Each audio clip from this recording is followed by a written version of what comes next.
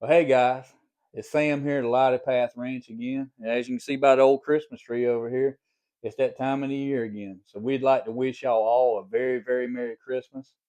And since it's Christmas, this week's video, I'd like to talk to you about what Christmas truly means, because it's not about this tree over here. That's something that man came about with. And we like to hang stuff on it here that reminds us of what it's truly about.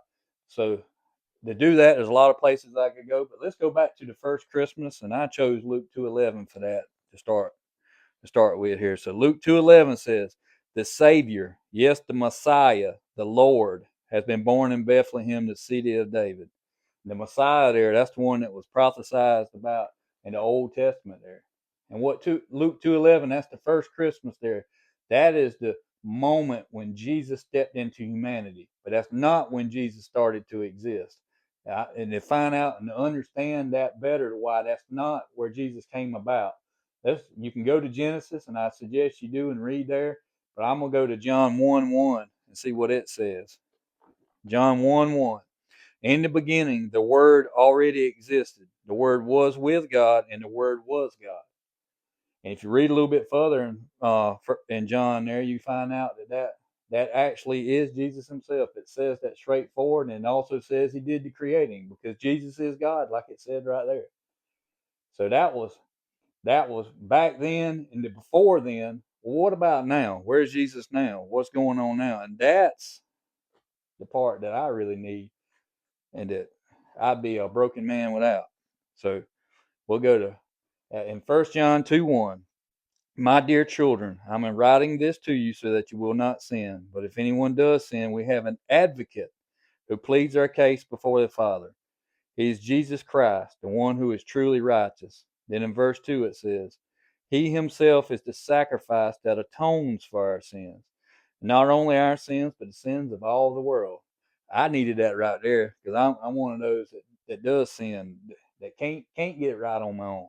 And I need an advocate. So basically, if you go back to the Greek word that they translate the advocate, that's the Greek word. It's like the Greek word for defense attorney. See, it's like a big court case up there. We've done a lot of wrong, and we got to stand before God, and we're going to have to answer for every sin that we ever committed. But the good news is we have an advocate. If you're a believer in Jesus Christ and you've accepted him, he's going to stand before the Lord, before the Father, and he's not looking for a guilty and a mercy a plea deal or anything like that. We're getting full exoneration. We're getting an acquittal because of this advocate, because of this, the best defense attorney. Money can't buy anything like this. He paid the price himself, actually. So it's an advocate that we all needed. And but so that's then, and he's up there in the meantime with the Father advocating for us. So until later, what do? And for that, I go to Psalm 27:14, and I like what it says there.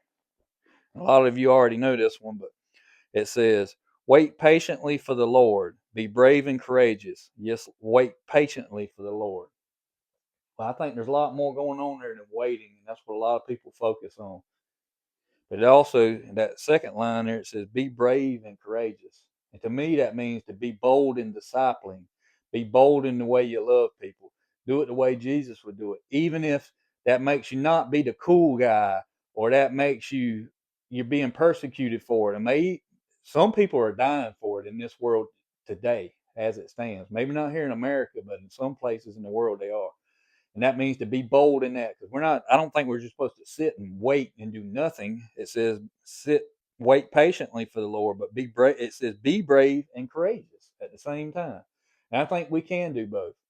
And I think when it says, yes, wait patiently for the Lord there in the last line, to me in my redneck mind, that means hang in there, buddy. Hang in there. And that's exactly what I'm doing. I hope you're hanging in there with the Lord as well. And I hope you all have a very Merry Christmas. And if you don't have Jesus as your Savior, I hope that you find him to be your Savior very soon.